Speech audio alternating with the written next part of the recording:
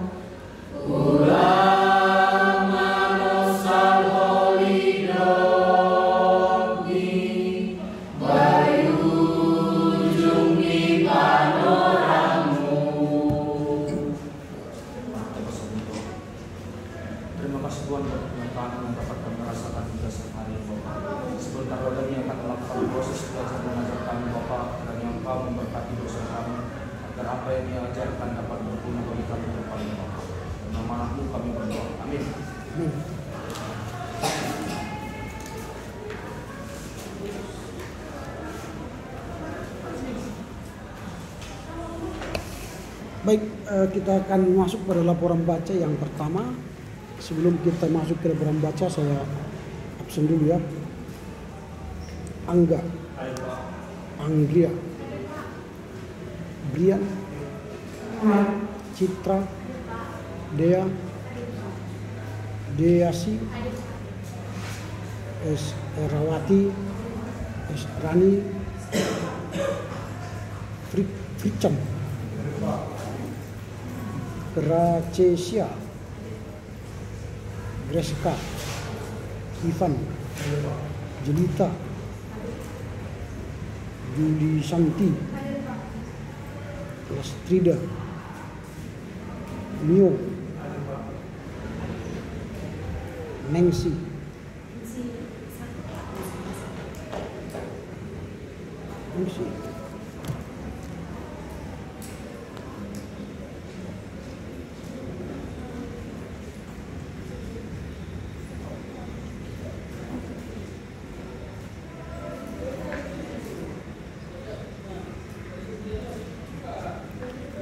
pemberitahuan ya. Kalau kita masuk rumah sakit, saya tunjukkan surat sakit, kasih tahu atau kasih ke teman suratnya supaya dibawa ke sini. Kalau tidak ada, tidak bisa saya anggap sakit ya.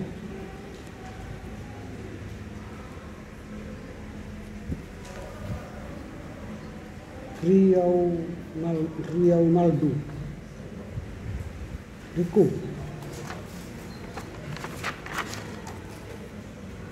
Rini Ana, Rolasmian, ada. Romi, Santo, Sarli, Sonia. Oke, silakan ditandatangani absen ini. Sekedar mengingatkan, minggu depan kita akan masuk UTS dan kita akan materi-materi dari ujian kita ialah dari apa yang telah kita pelajari selama ini dari pengantar filsafat, kemudian pengantar teori filsafat menuju filsafat Indonesia, modernisme dalam sejarah filsafat Indonesia, kemudian sejarah filsafat India hari ini. Jadi itu materinya, silakan diulang-ulang, dipelajari supaya bisa nanti menjawab pertanyaan minggu depannya. Nah, untuk materi hari ini kita akan mendengar dari kelompok 1. Saudara-saudara nanti yang ditugaskan yang membaca, sampaikanlah dalam waktu 5 menit. Jangan baca lagi yang kau tulis. Kalau kau baca akan saya stop ya. Tapi apa yang kau tahu silakan sampaikan. Kalau mau pakai spidol menjelaskan di sini silakan. Nah, setelah itu nanti kita akan masuk pada diskusi. Saudara-saudara sudah membaca semua apa yang disampaikan teman-teman dan tentu kalian juga sudah baca. Silakan nanti menambah masukan karena saudara sudah membaca. Karena kesempatan mereka untuk mengerti semuanya mungkin terbatas, maka nanti saudara yang akan menambah informasi. Karena perkuliahan ini kita hendak mencapai subjek bahasan kita, yaitu filsafat India. Jadi semua kita harus terlibat dalam diskusi itu. Oke, sekarang saya mulai dari sebentar ya.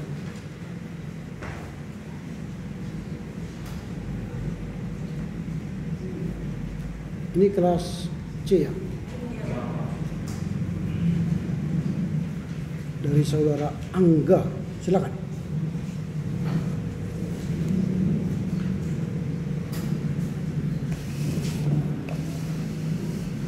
Oke, saya akan memaparkan laporan baca saya mengenai topik filsafat India. Filsafat India adalah filsafat yang berasal dari timur dekat selatan.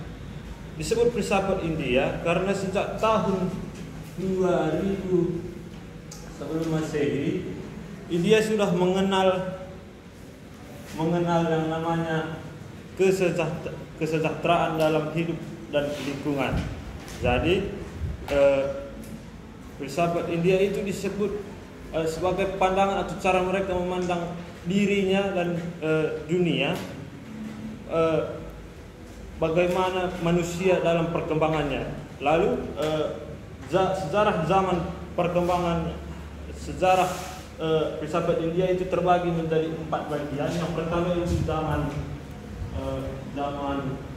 Veda, berlangsung dari tahun 1500 sebelum Masehi sampai tahun 600 sebelum Masehi. Lalu zaman Veda ini dibagi menjadi 2 zaman. Yang pertama itu zaman Brahmana. Lalu yang kedua zaman Upanishad. Lalu yang kedua itu zaman Epos yang berlangsung dari tahun 600 sebelum Masehi sampai 200 Masehi. Lalu yang ketiga itu zaman Sutra. Lalu yang keempat itu zaman Scholastic.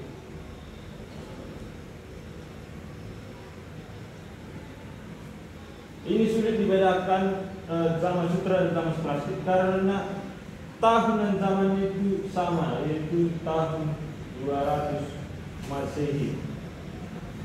Lalu kita masuk ke ajaran-ajaran filsafat India.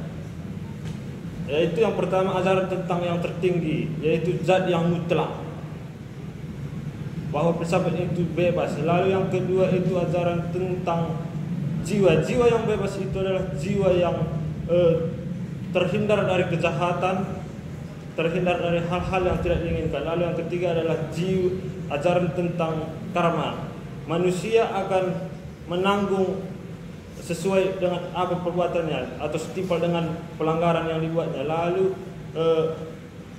manusia dapat menyelamatkan manusia lainnya jika dia sudah terselamatkan. Jadi manusia berusaha melepaskan dirinya dari karma yang disebut dengan moksa yang sesuai dengan ajaran Veda.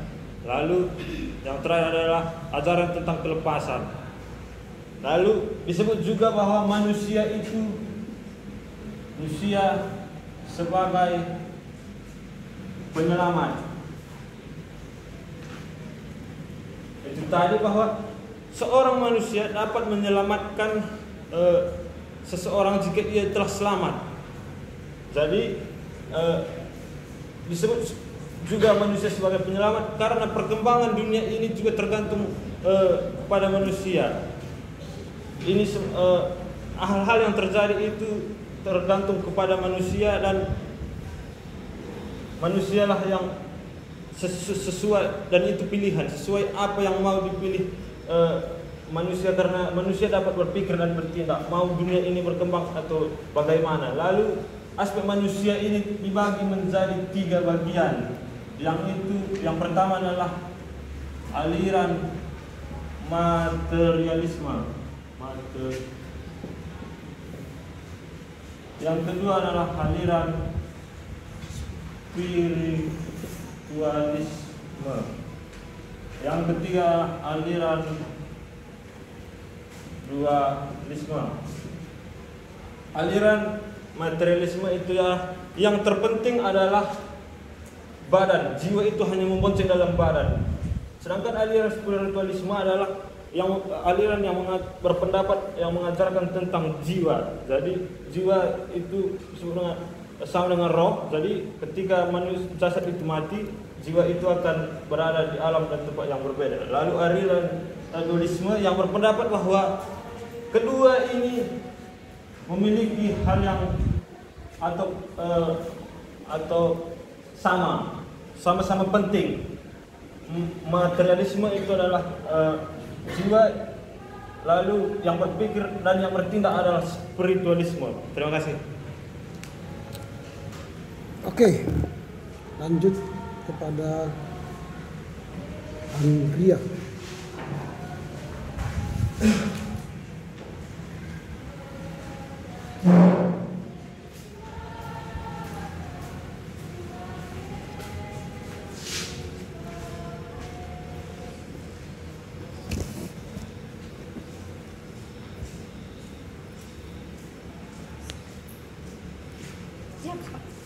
Ya, kalau mau dihapus ya, silakan.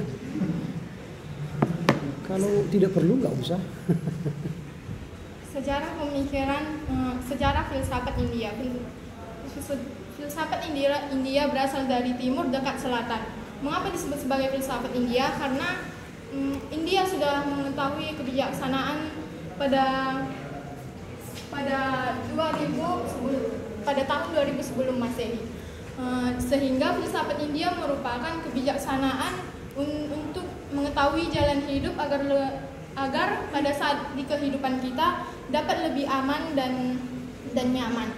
Adapun perbedaan filsafat India dengan filsafat Barat, yaitu filsafat India dia mempercayai Tuhannya, dewa yaitu Sri yang akan memberikan kenyamanan, keamanan, saling tolong menolong dan menjaga alam sekitar. Sedangkan filsafat Barat mereka lebih mengadopsi pemikiran dan akal untuk yang mereka percayai dapat membantu peradaban mereka.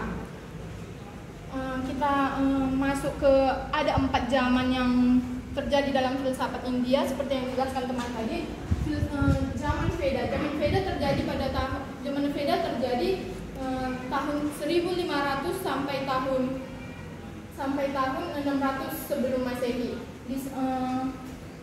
Jadi pada zaman Veda banyak pemuka-pemuka agama yang membuka peradaban. Sebelumnya juga sudah ada peradaban, yaitu Dravida. Di sini juga dibagi 2, yaitu Brahman dan Upanishad. Brahmana itu artinya doa dan ucapan dari para dari para Brahmana. Sedangkan Upanishad merupakan murid yang tunduk di kaki guru. Kitab Upanishad berisi tentang ajaran agama.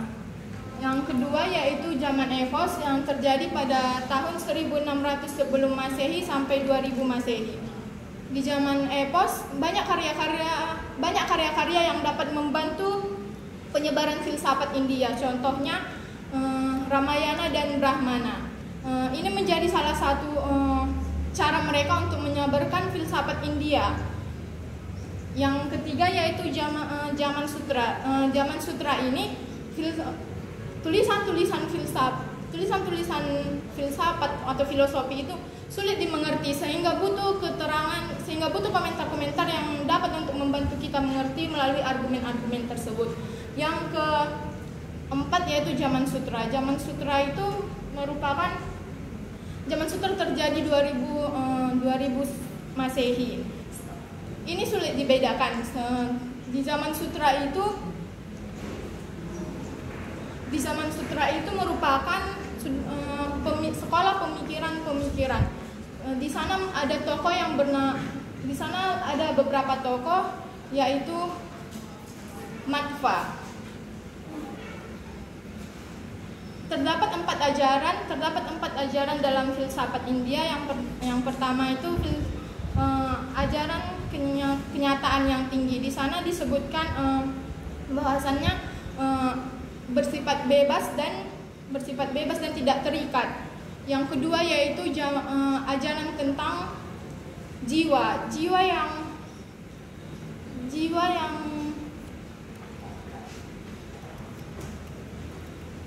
yang mutlak adalah jiwa manusia yang nyata. Yang ketiga yaitu ajaran tentang karma. Apa yang kamu lakukan sekarang akan kamu pertanggungjawabkan nanti di kedepannya. Dan yang keempat adalah ajaran tentang kelepasan. Di sini kita diajarkan untuk bertobat dan untuk melakukan hal-hal yang baik. Sebab jika kita sudah melakukan kelepasan, kita akan mendapatkan kebahagiaan. Selanjutnya manusia sebagai penyelamat. Ini dibagi menjadi tiga yaitu aliran materialisme. Aliran materialisme ini menyebutkan bahwa hanya tubuh manusia lah yang terpenting. Yang kedua yaitu aliran spiritualisme, yaitu yang mengatakan bahwa hanya jiwa manusia yang terpenting. Yang ketiga yaitu aliran dualisme. Di sana disebutkan bahwasannya kedua-duanya yaitu tubuh dan jiwa manusia itu sama pentingnya juga. Di sana juga disebutkan bahwasannya manusia sebagai hewan. Di sini manusia sebagai hewan yang maksudnya manusia itu memiliki akal, sedangkan hewan tidak memiliki akal. Oke, udah lewat 5 menit. Selanjutnya Brian. Ini sih letakkan di sini. Ya. Iya. Baik teman-teman semuanya, saya akan mempresentasikan hasil laporan kerja saya mengenai tentang sejarah filsafat India. Seperti yang dijelaskan kedua teman kita tadi bahwa filsafat India itu sudah ditemukan sejak 2000 tahun sebelumnya. Nah, maka pengertian sebenarnya bahwa filsafat India itu lebih berkaitan dengan kebijaksanaan. Ini 2000 tahun sebelum Masehi ditemukan. Dan filsafat India itu lebih berkenaan dengan kebijaksanaan. Dan maka lebih tertariklah bahwa kebijaksanaan ini, filsafat India ini lebih mengatur pada jalan kehidupan mereka atau way of life.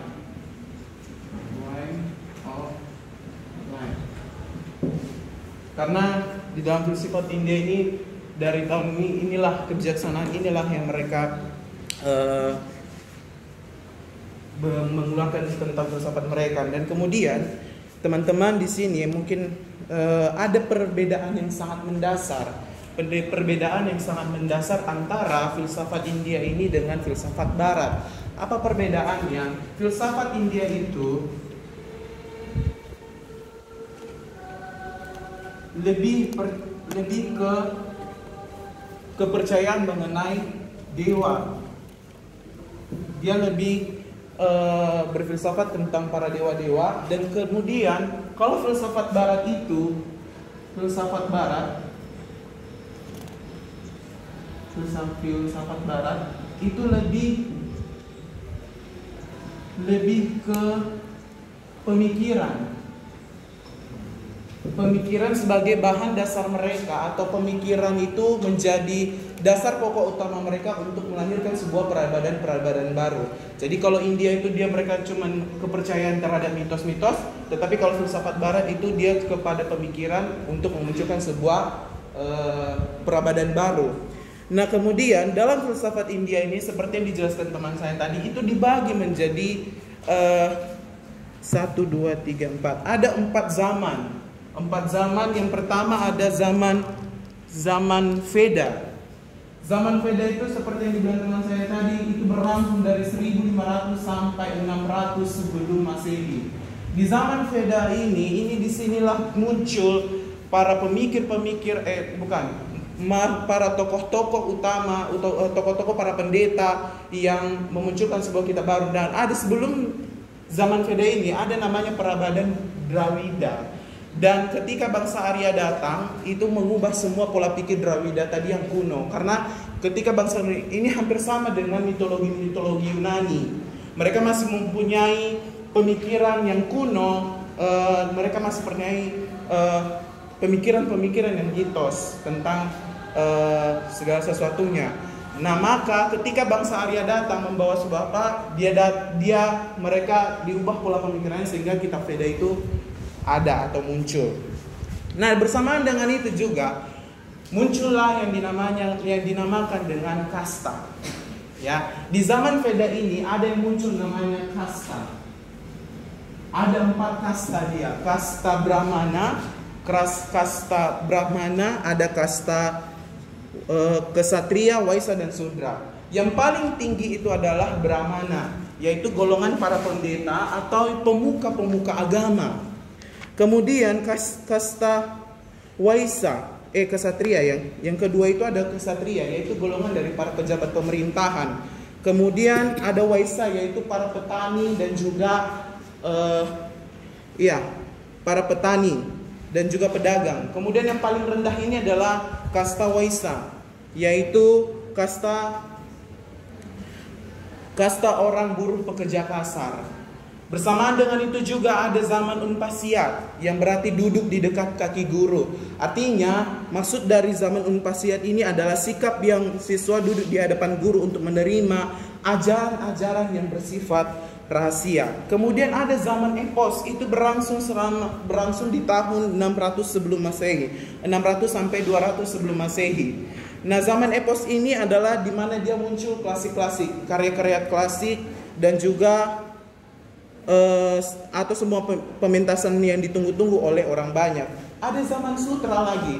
Inilah yang dibilang sama tadi itu, zaman Sutra dan zaman skolastik tidak bisa dibedakan. Tapi zaman Sutra ini lebih mencirikan dia kepada munculnya para pemikir-pemikir besar atau para filsafat-filsafat baru. Dan kalau misalnya di skolastik, zaman skolastik yang muncul pemikiran baru, tetapi kalau misalnya di zaman Sutra ini dia lebih muncul ke penjelasan uraian komentar-komentar terhadap kitab-kitab sebelumnya kepada orang-orang di India waktu itu. Kemudian ada 4 ajaran filsafat India. Ajaran filsafat India itu adalah yang pertama tentang kenyataan tertinggi. Kenyataan tertinggi tentang jiwa, kemudian tentang karma. Habis waktu kita ya. Oh, 5 menit aja ya? Iya, 5 menit. Pak. Enggak lama-lama. Kemudian saudara Citra.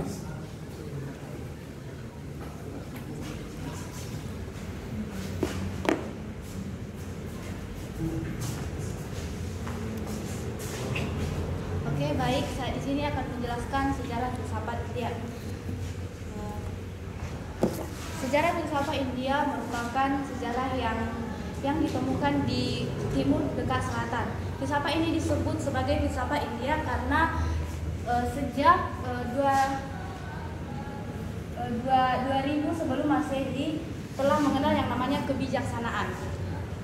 Filsafat India ini mengatur yang namanya kehidupan atau way of life, yang dimana filsafat India ini pada zamannya telah membagi 4 zaman. Yang pertama zaman Veda yang dimulai sejak 1500 sampai 6000 sebelum Masehi. Yang dimana zaman Veda adalah zaman yang adanya pemuka-pemuka agama yang masih mempercayai hal yang kuno.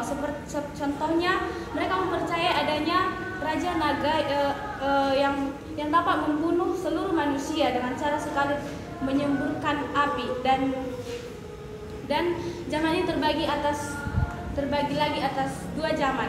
Yang pertama zaman Brahmana dan zaman Uptinisa. Yang kedua adalah zaman Epos, dimulai dari 6000 sampai 2000 sebelum Masehi. Zaman ini adalah zaman yang dimana penuh dengan karya-karya klasik, dan pemikiran tersendiri.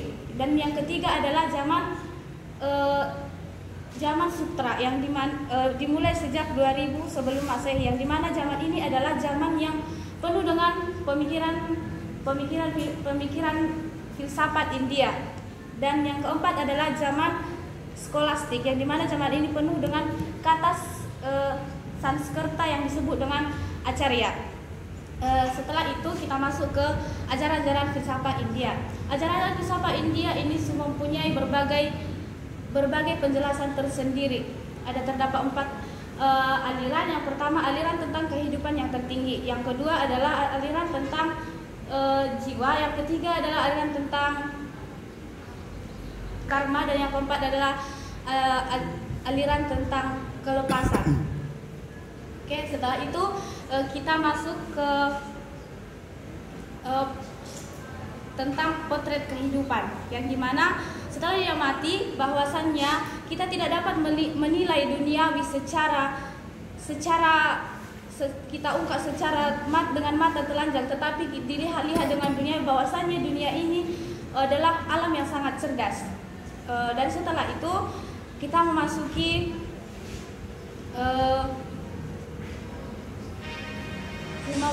manusia adalah makhluk penolong, yang dimana kita ketahui bahwasannya manusia adalah makhluk yang bertanggung jawab atas apa yang terjadi di dunia ini, dan apa yang telah terjadi di alam ini.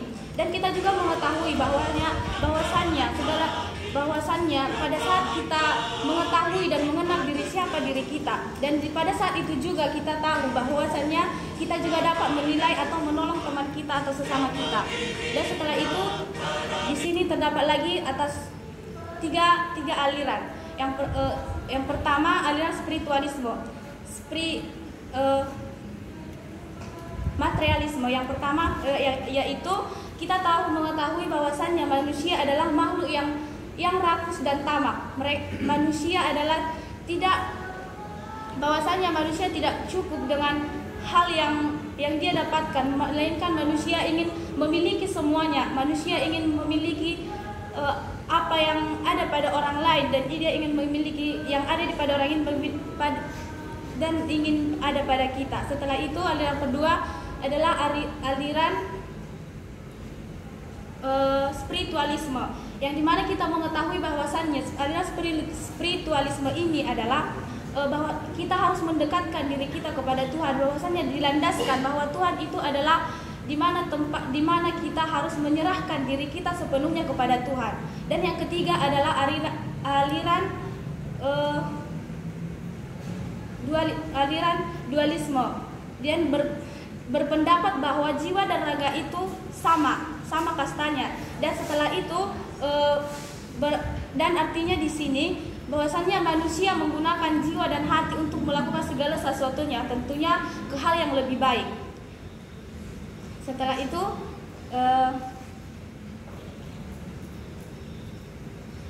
sekian. Oke, kasih. Dia.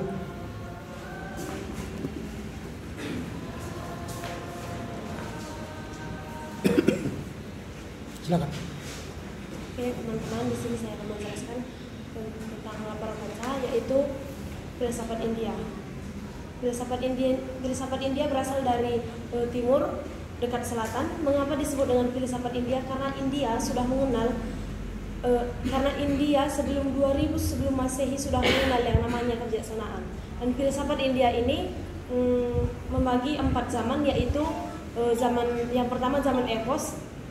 Zaman Epos itu pada tahun 1500 sebelum Masehi hingga 600 sebelum Masehi. Dan zaman Epos ini adalah zaman di mana para pemuka gereja muncul. Dan zaman Epos ini dibagi menjadi 2, yaitu zaman Brahmana dan zaman Upanishad. Zaman Brahmana ini adalah yang artinya adalah sebuah doa atau mantra-mantra yang disampaikan oleh Brahmana. Dan yang kedua zaman Upanishad. Upanishad ini berasal dari bahasa Sanskerta, yaitu upa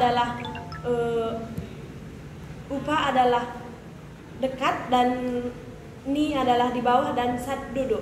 Yang artinya adalah Upanishad itu duduk berdekatan di bawah kaki guru. Dan yang kedua itu adalah zaman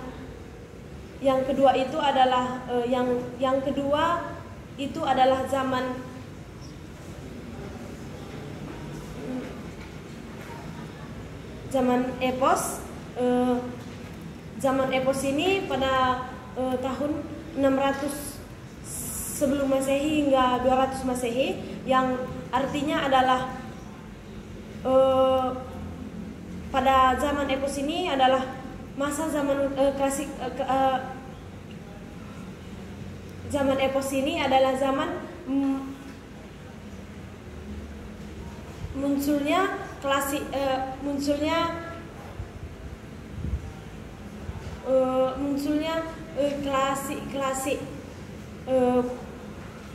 klasik. Dan yang ketiga itu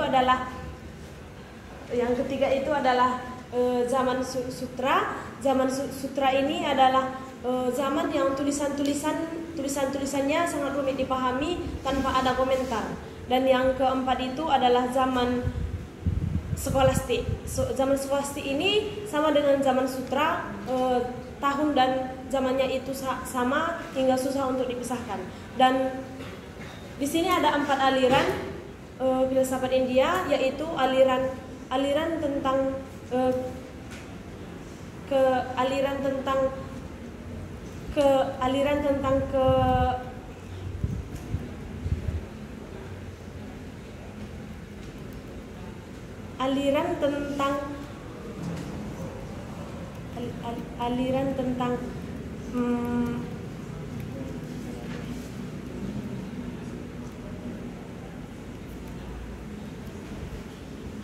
materialisme, yaitu aliran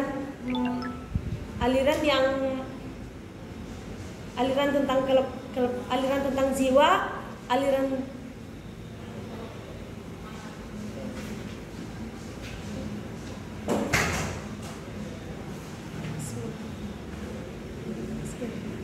Gitu. Oke, tidak apa-apa. Terima kasih.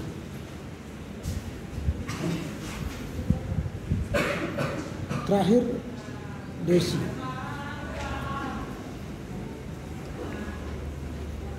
Baik teman-teman, di sini saya akan menjelaskan sejarah filsafat India, di mana sejarah filsafat India ini sudah ada sejak tahun 2000 sebelum Masehi, di mana di dalam ajaran ini mengajarkan kebijaksanaan terhadap kehidupan dan alam sekitar. Di dalam kebijaksanaan ini mengajarkan kepada kita tentang kehidupan, way of life. Di dalam filsafat ini, di dalam filsafat Barat dan Timur membedakan tentang corak kehidupan. Dalam filsafat India terbagi 4 zaman. Yang pertama zaman Veda yang dimulai dari tahun 1500 sampai 600 sebelum Masehi, di mana zaman ini mengajarkan tentang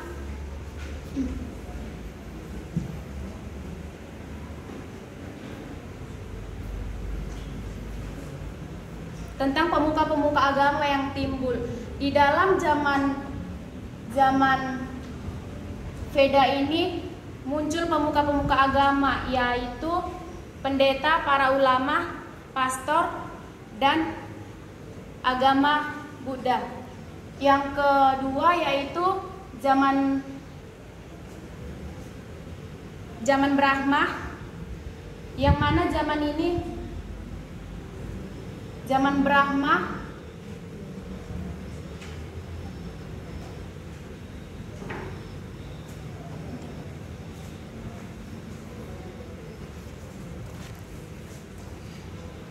zaman epos, yaitu merupakan zaman yang penuh dengan klasik-klasik, sebuah pementasan drama yang dianggap baik oleh orang. Yang ketiga zaman sutra atau 2000 Masehi, di mana zaman ini yang penuh dengan bingkai-bingkai filsafat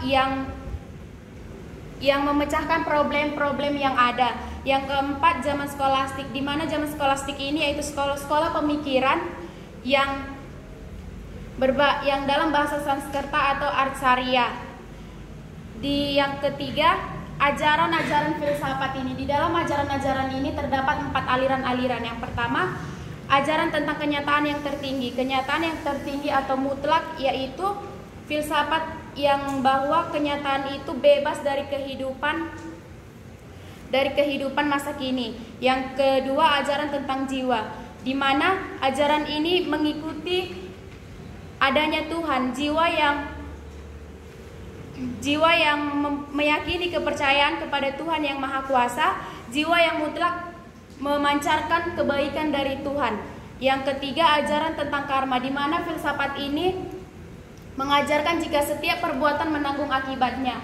Jika perbuatan yang kita lakukan baik, maka kita akan mendapat baik. Sebaliknya, jika perbuatan yang kita lakukan jahat, maka yang jahat yang akan datang kepada kita.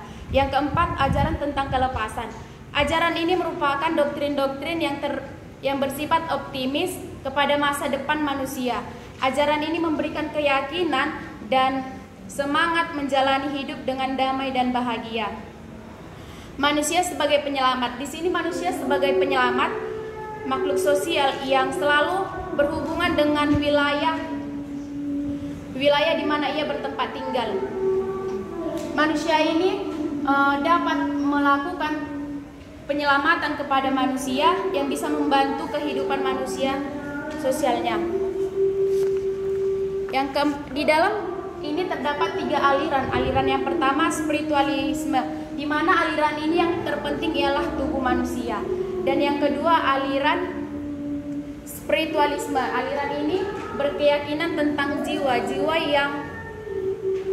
yang memiliki patokan kepada Tuhan yang Maha Kuasa. Dan yang keempat, aliran dualisme, di mana aliran ini berpendapat bahwa tubuh dan jiwa itu memiliki kesamaan, tidak bisa terlepas. Sekian dan terima kasih. Oke.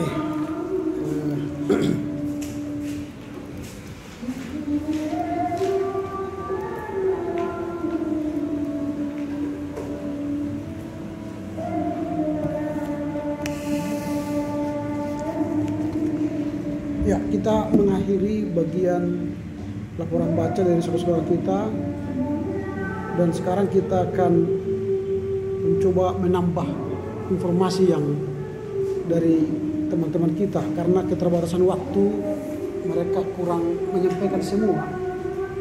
Tapi mungkin kita yang mendengar ingin menambah dari hasil bacaan saudara, karena saudara kan sudah baca juga buku itu, buku Rahmatullah ya, Ringki Rahmatullah, sehingga nanti kita saling melengkapi, bisa menambah informasi dari bacaan itu, atau saudara bisa bertanya sehingga nanti semakin jelas apa yang disebut dengan filsafat India.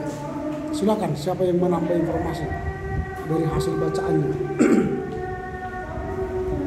Ada yang mau menambah informasi?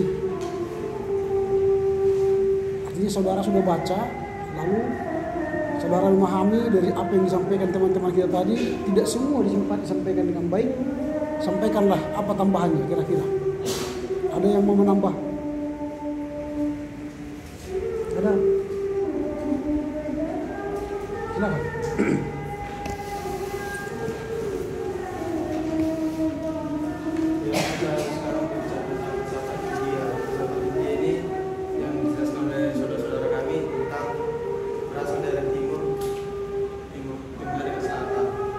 Dia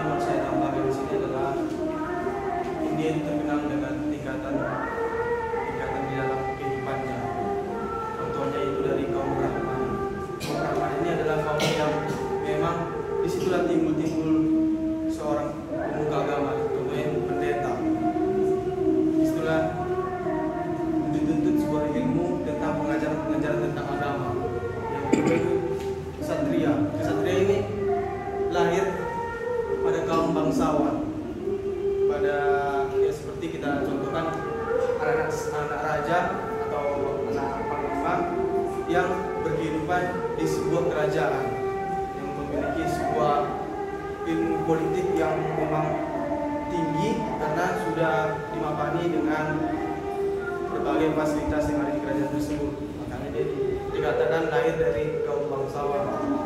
Yang ketiga adalah kaum Sudra, yaitu kaum pedagang, yaitu kaum yang petani. Ibarat dibilang itu adalah kaum petani yang bercocok tanam, yang akan berdagang di pasaran India untuk memenuhi kebutuhan sehari dalam hidup masyarakat India. Yang keempat adalah kaum Waisya. Ini kaum yang paling yang terendah, yang sering kali ditindas, yaitu kaum Waisya yang bekerja secara buruh, bekerja keras, yang penghasilannya itu masih minim atau masih kurang untuk memenuhi kebutuhannya, tetapi dipaksa untuk selalu bekerja di dalam pekerjaan tersebut, seperti yang bisa kita contohkan waktu kita zaman penjajah itu kerja rodi. Makanya inilah tingkatan-tingkatan atau kaum-kaum di dalam India. Jadi yang menjadi pertanyaan saya satu saja, sedikit saja, yaitu disebut sebagai ada zaman terakhir, ada zaman pelepasan. Zaman pelepasan ini kata saudara kita tadi itu zaman pertobatan atau kembali kepada ajaran dewa. Ya, apa saja memang yang menjadi sebuah dosa yang sudah memang mereka tahu, yang mereka perbuat, lalu bagaimana mereka dapat timbul pemikirannya untuk bertobat. Makanya timbul waktu itu zaman pelepasan. Terima kasih. Oke. Ada pertanyaan tadi, itu zaman pelepasan itu apa? Kalian sudah menambahkan tambahan untuk masukan ya. Walaupun sebenarnya itu sudah kalian tulis, cuma karena waktu kalian tidak bisa menerangkan. Oke, ada pertanyaan tadi, silakan. Siapa yang bisa jawab? Apa itu kelepasan itu? Kelepasan atau pertobatan itu apa itu?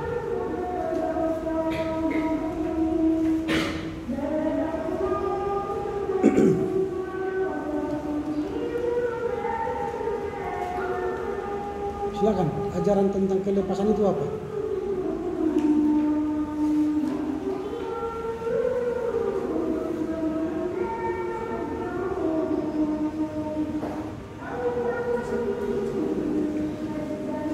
Ada yang dari yang baca tadi? Silakan.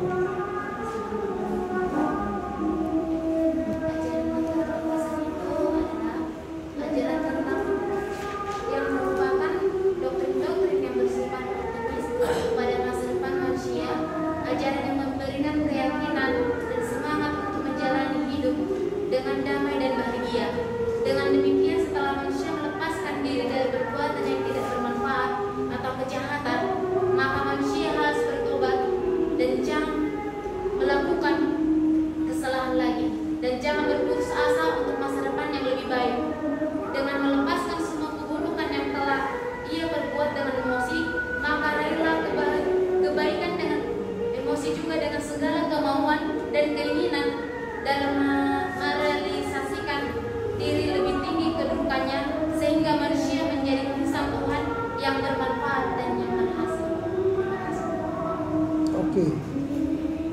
Jadi itu merupakan bagian yang keempat dari filsafat India ya.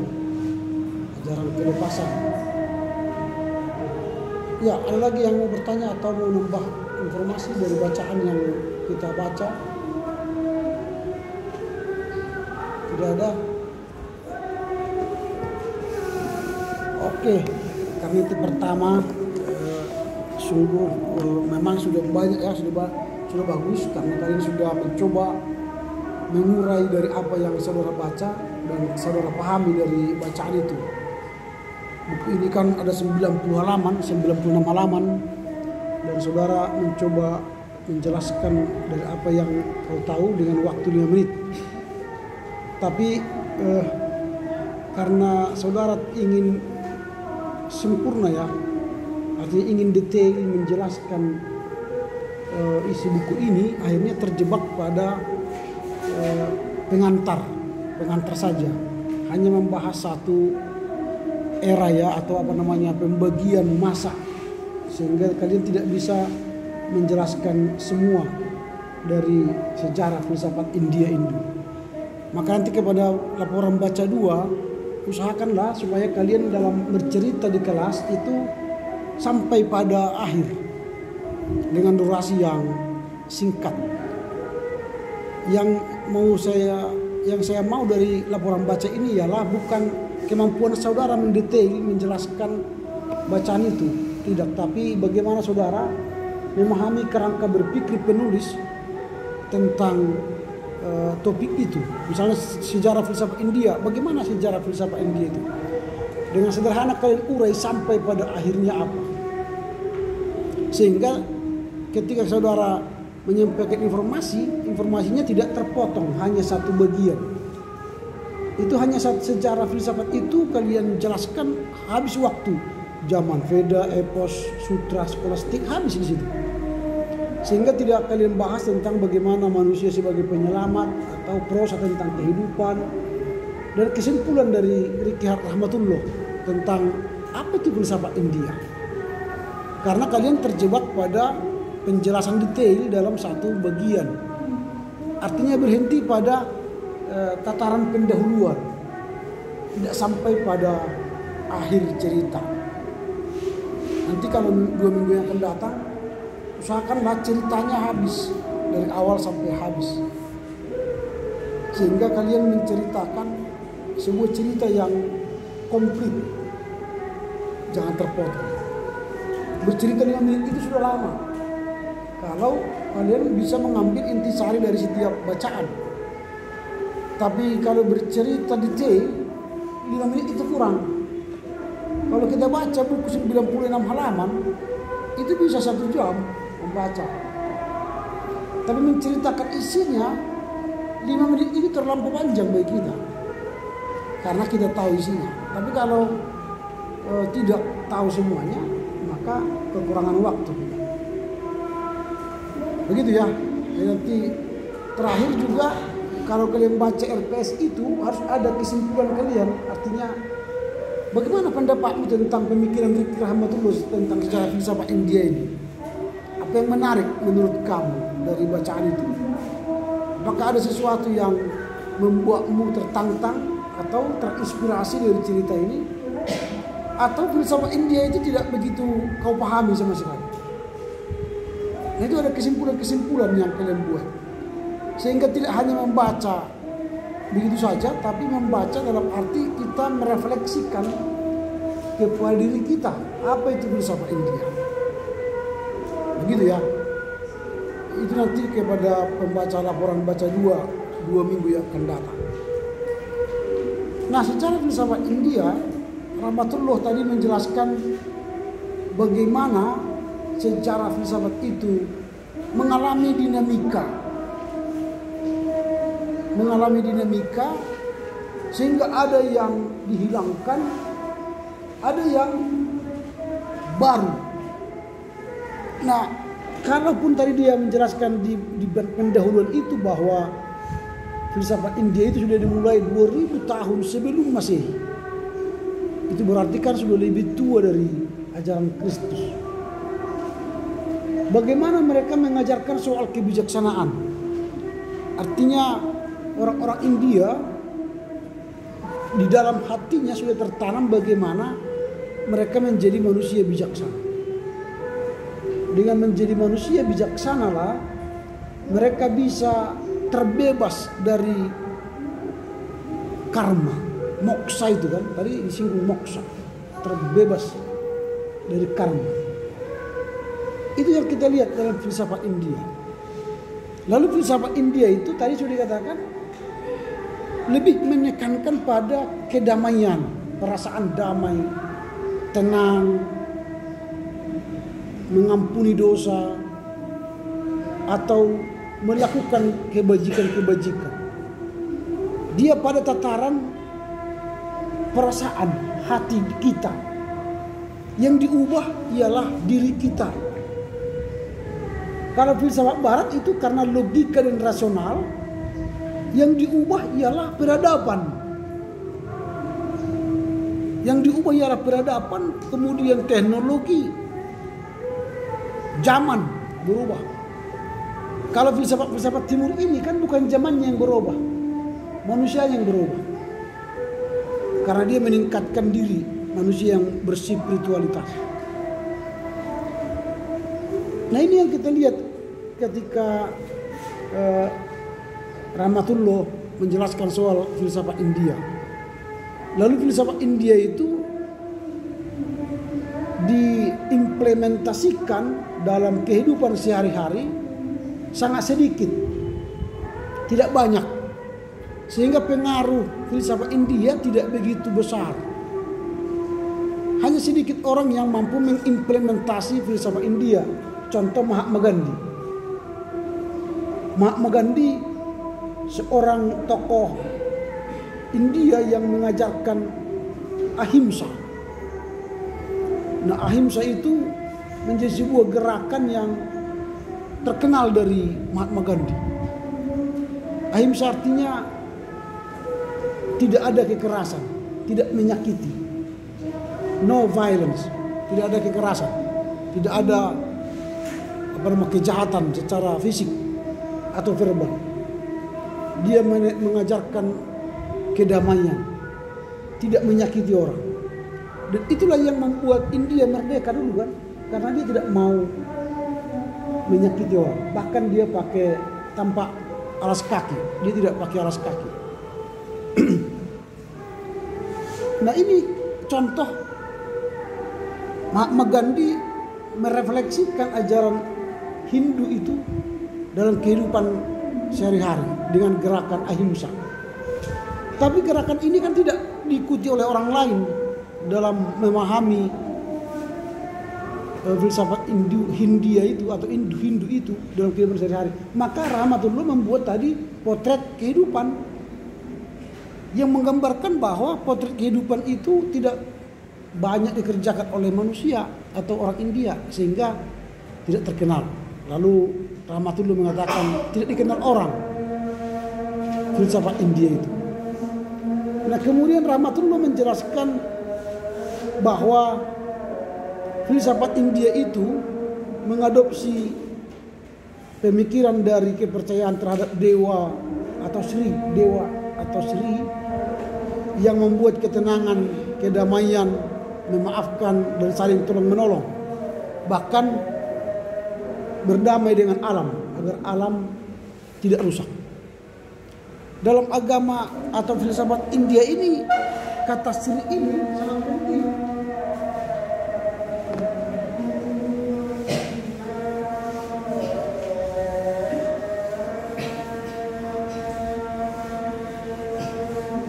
Karena di situ nanti akan terletak ada filsafat mereka. Ini bahasa Sanskerta.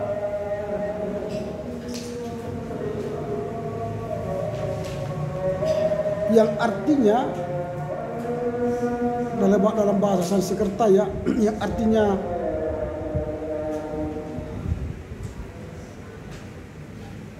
para petapa bijaksana, para petapa bijaksana atau orang suci. Jadi ini adalah para petapa.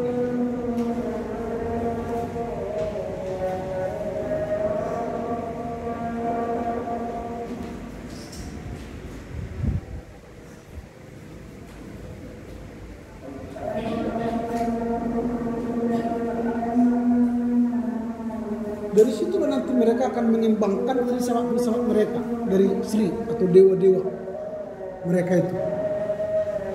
Ada yang disebut dengan dewa Resi Narada, dewa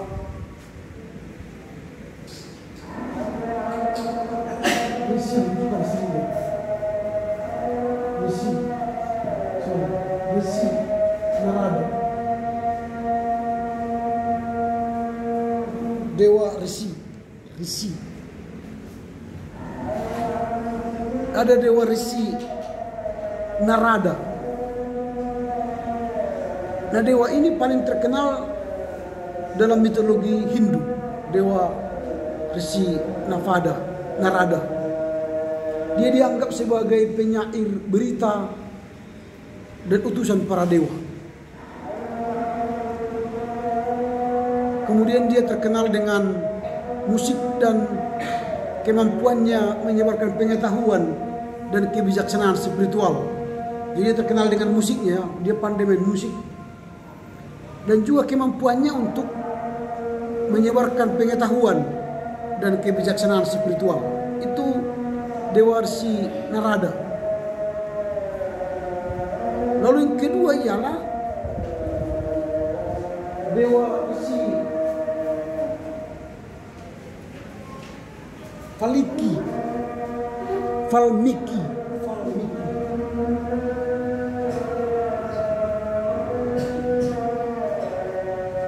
Valmiki ini nanti adalah dewa yang terkenal karena menulis kisah Ramayana.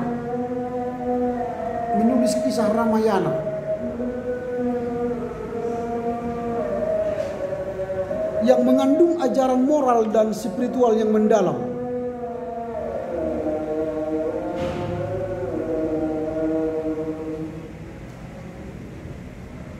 Jadi kisah Ramayana itu mengisahkan tentang kehidupan Rama, seorang pangeran yang dikenal sebagai inkarnasi dari Dewa Wisnu. Jadi Rama itu inkarnasi dari Dewa Wisnu dalam wujud manusia.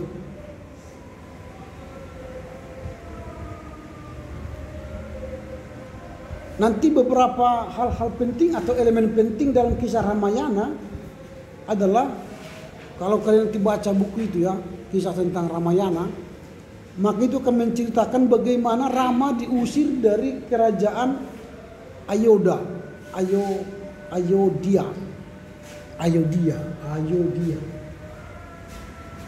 Kerajaan Ayodhya.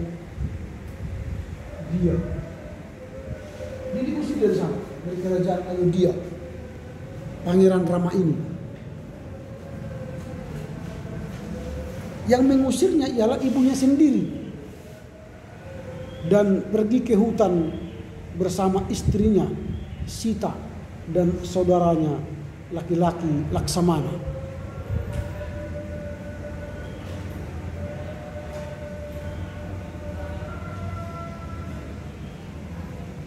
Nanti kalau kalian baca cerita tentang ini, maka sebenarnya kalau kita simpulkan cerita Ramayana ini menjadi ajaran moral dan nilai-nilai pengabdian kepada Dharma atau tindakan yang benar. Lalu kepatuhan terhadap orang tua, keberanian dan cinta kasih. Itu nanti kalau kita bicara soal Ramayana. Jadi kalau nanti berbicara soal Ramayana, itu kisah bagaimana pengabdian kepada orang tua, keberanian dari seorang pangeran Rama tadi, dan cinta kasih, hubungan cinta kasihnya dengan istrinya Sita. Nanti pada tradisi-tradisi Hindu, kalau Ramayana, bicara Ramayana, yang dipopulerkan di situ ialah karakter-karakter Hanuman, monyet dewa, karena itu semua taat kepada Rama. Kan kita dibuang ke hutan kan, maka monyet itu, Hanuman itu menunjukkan kesetiaannya kepada Ramayana itu. Nah, itu yang kedua. Ada dewa Risi Valmiki. Yang ketiga, dewa Risi Vyasa.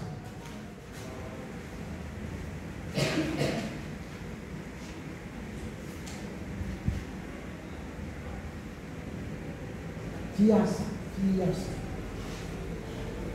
Kalau tadi Valmiki itu bicara soal Ramayana, kalau Vyasa ini cerita tentang Mahabharata.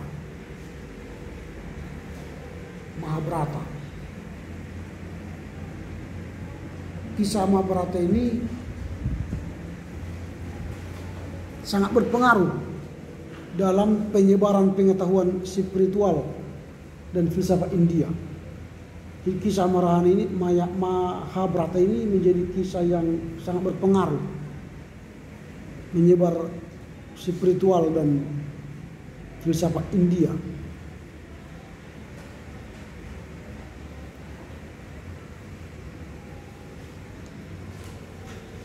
Ini lebih kompleks dari cerita Ramayana.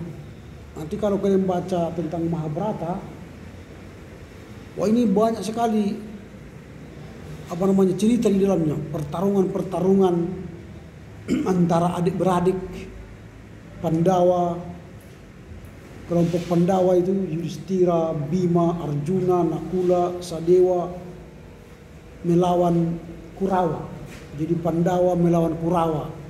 Kurawa itu Duryodhana, Dusasana dan lain-lain.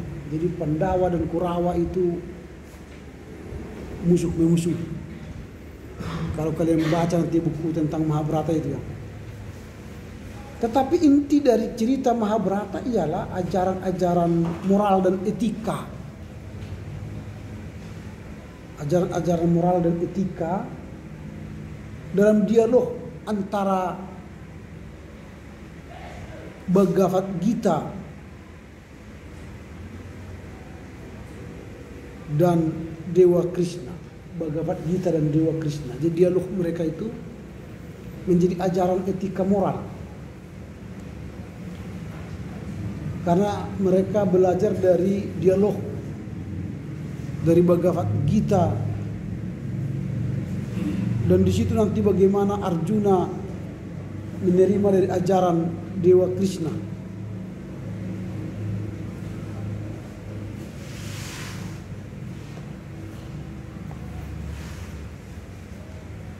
Tetapi dalam cerita Mahabharata ini juga nanti akan kita temukan bagaimana cerita ini mengandung ajaran tentang keadilan, pengorbanan,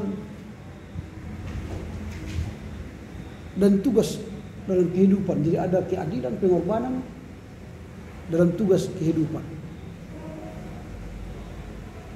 Ini kalau nanti bicara dengan Dewa Resi Vyasa, dan yang terakhir adalah Dewa Resi Viswamitra.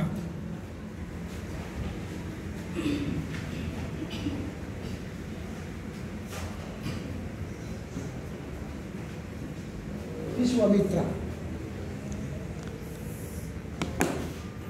Dewa Viswamitra ini adalah seorang raja yang kemudian menjadi bertapa. Dia raja dulunya, lalu dia bertapa, sehingga dia memperoleh banyak kekuatan spiritual. Jadi raja yang bertapa dan dia memperoleh banyak kekuatan spiritual. Dan kekuatan spiritual itulah yang diajarkannya sebagai mantra-mantra kepada para kesatria dan raja. Jadi mantra-mantra kesatria dan raja. Karena dia seorang raja yang bertapa, lalu dia mendapatkan kekuatan spiritual, lalu mantra-mantra yang dia dapat itulah yang diajarkannya kepada para kesatria dan raja-raja.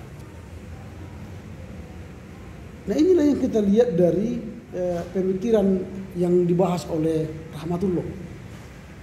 Dia melihat bahwa Sri itu hanya mengajarkan ketenangan, kedamaian ya, dan saling memaafkan. Jadi beda dia dengan filsafat Barat. Lalu dimulainya dengan menjelaskan bagaimana sejarah itu sejak awal dari zaman Veda, lalu nanti kepada zamannya epos, kemudian zaman sutra, dan nanti pada akhirnya skolastik.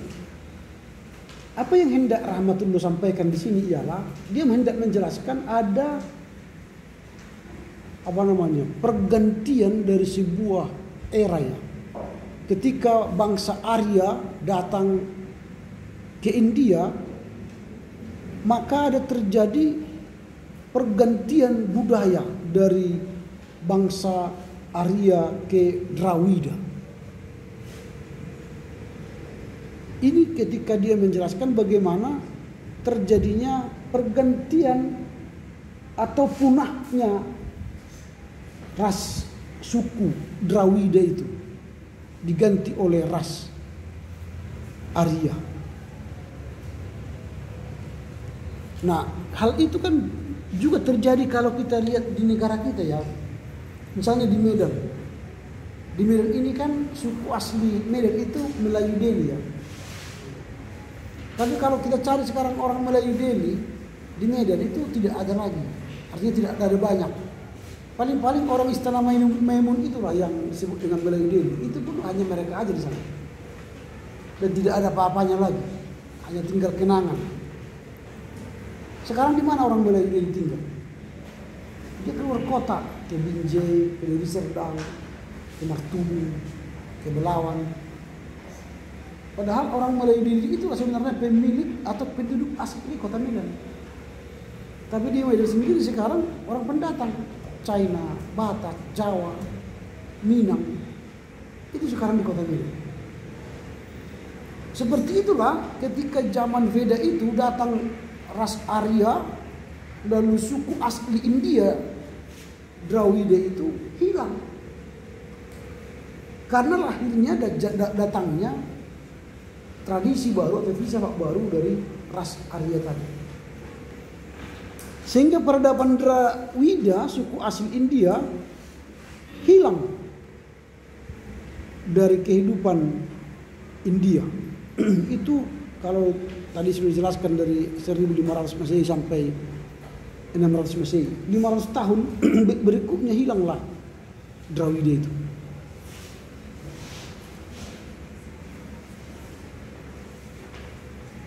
Di bagian yang kedua yang dijelaskan oleh Rahmatullah ialah zaman epos. Tadi zaman epos itu ialah soal kisah Brahmana dan Mahabharata tadi ya. Dan di situ mulailah timbul karya-karya seni yang terkenal. Ini zamannya epos, penuh dengan karya-karya klasik. Nanti maka ada cerita tentang Ramayana itu ya, tadi sudah saya jelaskan, yang terdiri dari 24.000 sloka. 24.000 sloka dalam 7 kanda. 7 kanda itu 7 bagian. Ada Balakanda, Ayodha Kanda, Aryaka Kanda, Kiskenda Kanda, Sundara Kanda, Yuda Kanda, dan Uttara Kanda. Itu bagian dari epik Ramayana. Kemudian Mahabharata juga ada 24.000 sloka itu atau bagian. Ada bagian Parwa, Sabha Parwa, Aryaka atau Wana Parka, Parwa, Pirata Parwa, Yudaya Parwa, Bhisma Parwa, sampai nanti kepada terakhir itu Sargarohana Parwa. Saya katakan tadi kan kisah Mahabharata itu lebih kompleks dari kisah Ramayana. Istilah sekarang itu kan cerita bersambungnya panjang kalau Mahabharata. Kalau Ramayana lebih singkat. Kemudian masuk zaman sutra, dia jelaskan bagaimana sutra itu mengganti kehidupan epos tadi, zaman epos tadi. Ini berbicara soal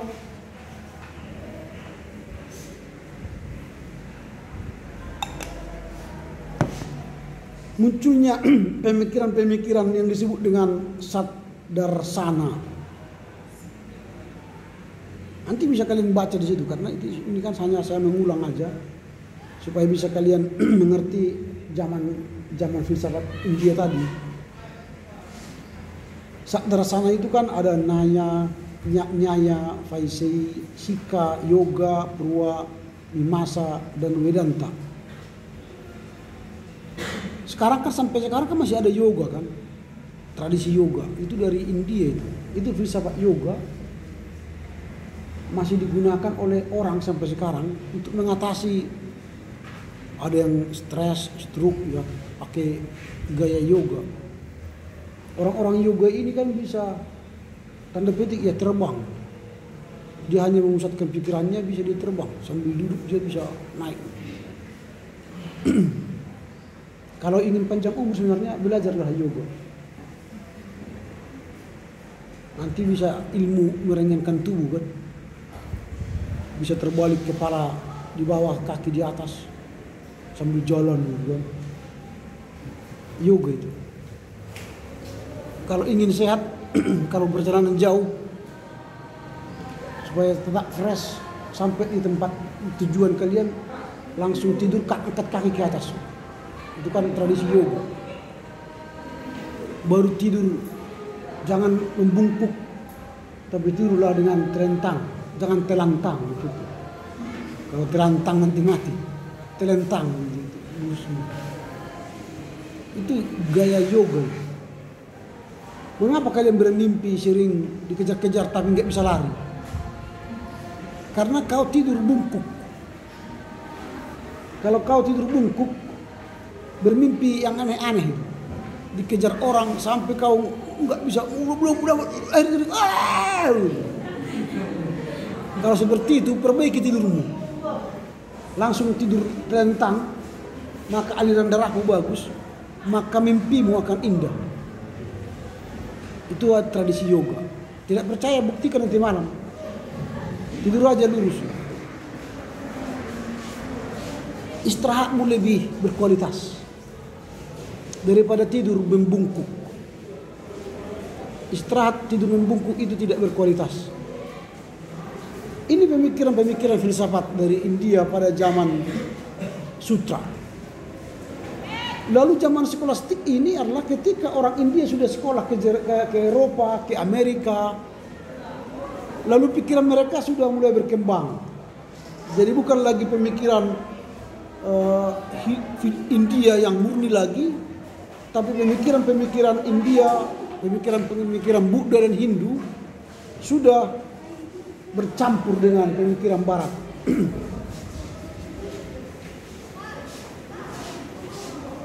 Kemudian mulailah mereka mengkritisi filsafat-filsafat lama, filsafat darsana tadi. Mereka mulai kritisi itu. Sehingga nanti mulailah kelompok-kelompok baru dari skolastik itu ya, mengembangkan filsafat India dari versi yang lebih baru. Mereka nanti mulailah dikembangkan perguruan atau arcarya seperti Sankara, Ramanuja, Madhya. Ini menghasilkan pemikiran-pemikiran yang lebih berkembang dari filsafat India.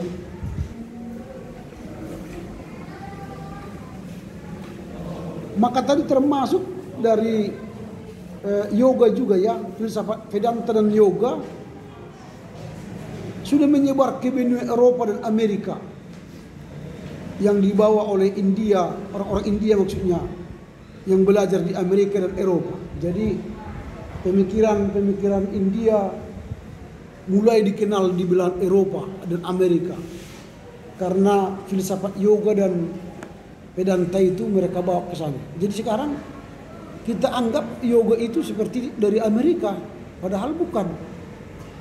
Itu aslinya dari India, tapi dikembangkan oleh orang-orang India yang studi atau tinggal di Eropa. Nah ini, jadi mulailah filsafat India ini dikenal oleh dunia. Itu namanya skolastik.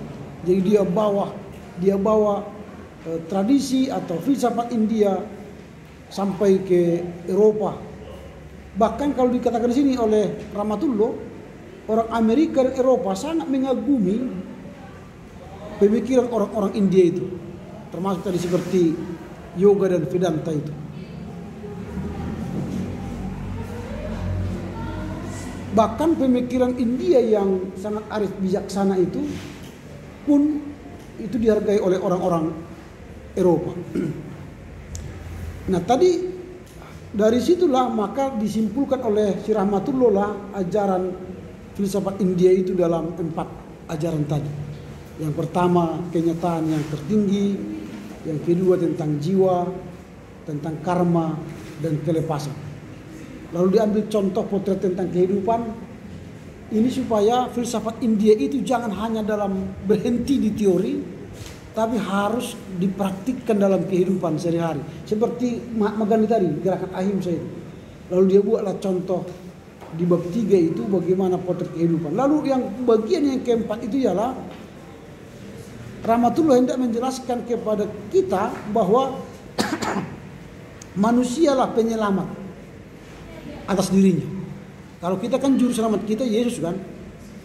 Tapi kalau dalam filsafat India dirinya lah, manusia itulah yang menyelamatkan dirinya. Karena kalau dia ingin menjadi baik, maka tingkatkan kebijaksanaan. Tingkatkan kemampuan diri kita supaya jangan kena karma. Jadi diri kita lah yang menghindari dari karma. Maka ada moksa tadi. Supaya tidak menjadi terlahir dalam dunia berikutnya menjadi orang yang terhukum, maka mulailah menjadi orang yang lebih bijaksana. Maka untuk menjadi orang yang bijaksana, Rahmatullah menjelaskan ada beberapa aliran dari pandangan orang-orang India terhadap manusia itu. Ada yang aliran materialisme yang memikirkan materialis ya, jasmani, dan ada yang beraliran spiritual dan ada juga yang beraliran dualisme, baik spiritual dan materialis. Makanya dia jelaskanlah tadi nanti situ ada manusia sebagai hewan, ada manusia sebagai monopluralis, manusia sebagai penyelamat jiwa dan raga, dan manusia dalam budaya antropologi dan sosial. Dan akhirnya nanti Rahmatullah menyimpulkan apa itu filsafat dalam pandangan orang India. Dia mengatakan di situ pada bagian yang terakhir ya. Bagian yang terakhir dia menyebutkan bahwa filsafat itu bagian ini filsafat itu adalah imajinasi.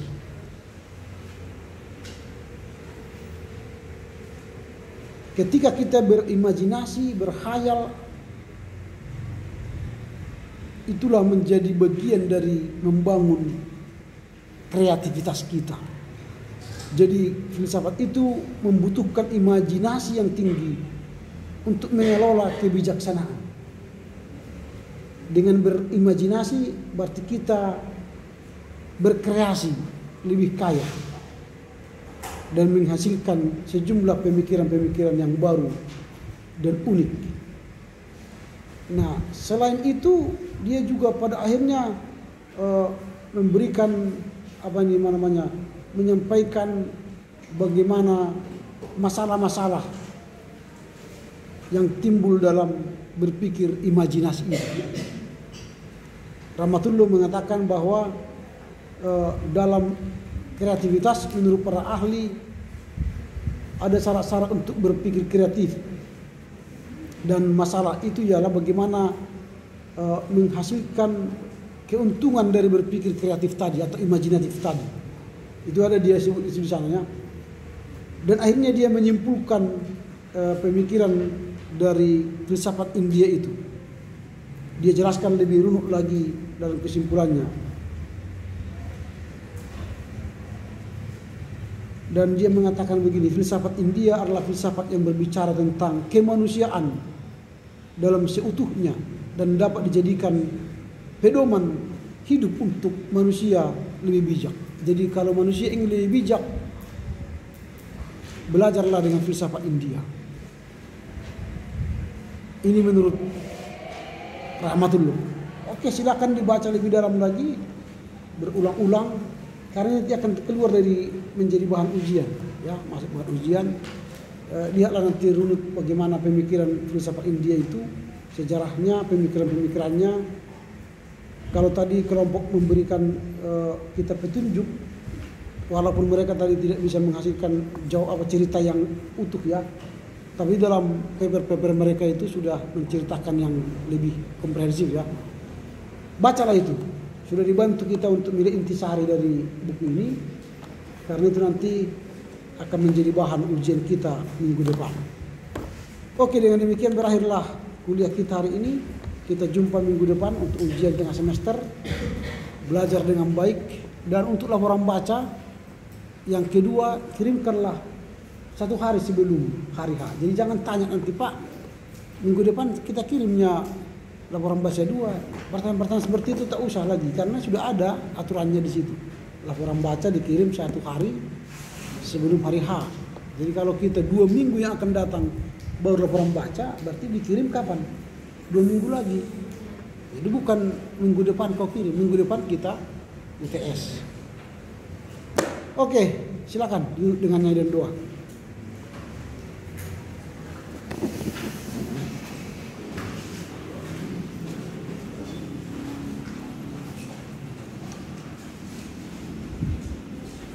Teman-teman, sebelum kita pulang, mari kita bernyanyi dari buku ND nomor 453. Sada ayat 1. Sada goarna muli. 3 ya. Sada goarna muli. Sia nasa goari. Goami Tuhan kaje.